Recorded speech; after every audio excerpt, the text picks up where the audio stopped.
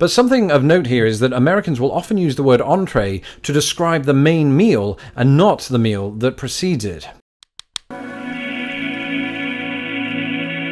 Hello, I'm Lawrence and I'm on a quest to uncover all of the memos that Britain and America lost in the pond, and occasionally those memos take the form of word differences. Now, last week you may remember that I took a look at 5 British-American word differences that I learned while living in the US. Well, good news for you, me, and everybody. This, my friends, is part 2. That's right, I'm putting together a series of videos to find out why Britain and America truly are two nations divided by a common language. Without further ado, let's take a look at this week's list. If the inclination took me, I could probably make an entire video on terminological variances as pertain to hairstyles and accessories. But for now, I'm just going to have to show you this very short clip. That was a pun. It's very much intended, I assure you. Now, allow me to be candid for a moment. You see, I have this very distinct memory of telling my wife Tara very early on in our marriage that there was one aspect of her haircut that I liked in particular, and that was her fringe. Now, at this point in our marriage, 2 things happened. Number 1, she mistook my pronunciation of the word fringe for fridge, as in refrigerator, which, precipitated a deeply uncomfortable silence.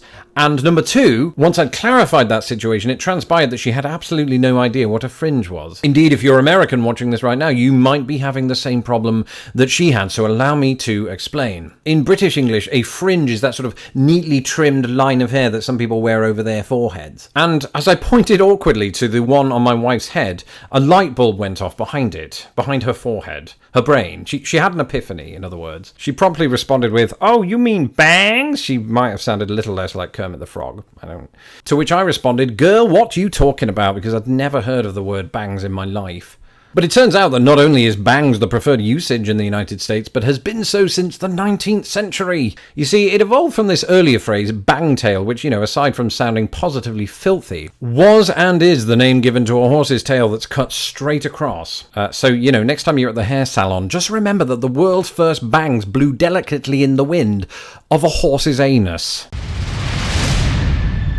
This is a true story. A few years ago, I was pinning a poster of Big Ben to my office wall. I'm a born-again Anglophile, what you gonna do? Unfortunately, as is often the case in this big ball of misery I call life, there was a mathematical discrepancy. I only had 3 pins for a poster that possessed 4 corners. I turned to my colleague. I asked, "Hi, I don't suppose you have a spare drawing pin, do you?" Now, first of all, bear in mind that in much of the American Midwest, the words pin and pen are quite often homophones. That is, 2 words that have the same pronunciation but completely different meanings. So not only do Americans not really use the term drawing pin, but there's every possibility that my colleague thought I was asking for a drawing pen, which I can only imagine is some kind of frustrating art supply.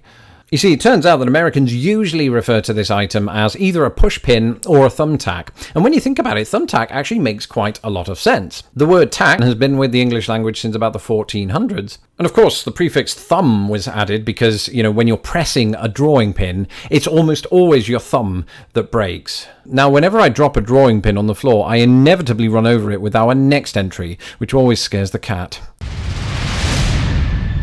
It's just a fact. Some things in life are universal. The Earth orbits the Sun, 1 + 1 is 2, and everybody in the English-speaking world refers to this as a Hoover. These are truths by which I once governed my entire existence until I moved to America. You see, in America, Hoover is not some kind of catch-all term to describe all types of vacuum cleaner. No, that responsibility lies with vacuum cleaner. That's right, it turns out that Hoover is a brand name. The Hoover Company was founded by the American William Henry Hoover in 1908, and its profits began to soar in the 1920s, when, by utter coincidence, the president was Herbert Hoover and the FBI director was J. Edgar Hoover. None bore any relation to the other, and they all absolutely sucked. That was a joke about how vacuum cleaners...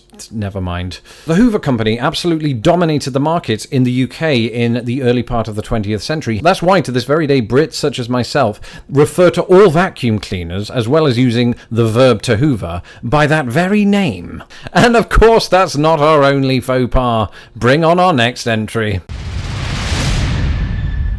Ah, pets. Don't you just love them? Hey, you... So during my first year living in the United States, my wife and I lived at her parents' house where, among other things, we cohabited with a bunch of animals. Not her parents. I mean, they're fine. But, since Britain and America already presented a fairly sizable language barrier, it was nice to encounter life forms that understood the universal language of touch. But little did I know that the British word for this, which is stroking, as in stroking the dog, would be met with both laughter and deep, deep suspicion of my motives. To them, stroking the dog must have sounded, at best, like a boyhood euphemism, and at worst, highly illegal. That said, to my ears, the American equivalent didn't exactly sound wholesome itself. You see, Americans use the verb to pet the dog. Now, when I was a kid, petting was often used as the swimming pool directive, no petting, as in no kissing, we're watching everything you're doing. I should point out that few people in Britain are more despotic than lifeguards.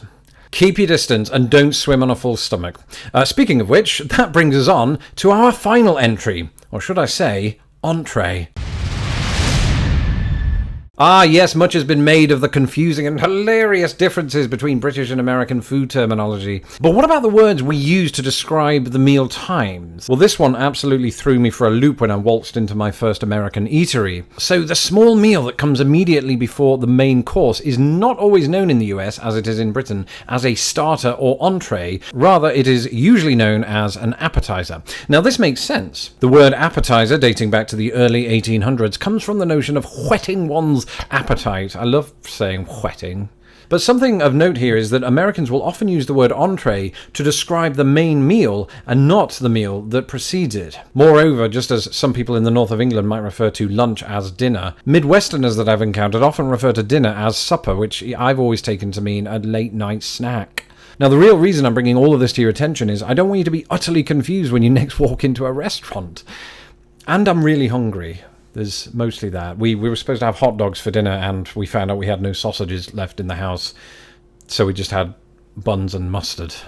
That's my list. Let me know in the comments below if you've had any experiences of the British-American word divide. Until next time, goodbye.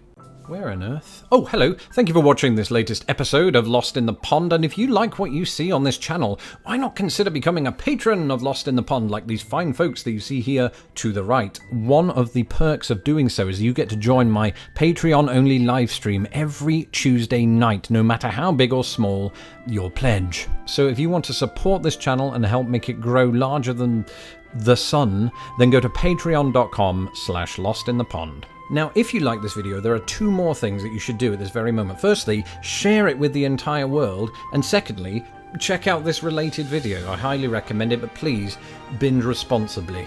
And finally, if you've not had the chance to do so, you can subscribe to Lost in the Pond in a very satisfying way by punching my stupid little face. Until the next video, goodbye.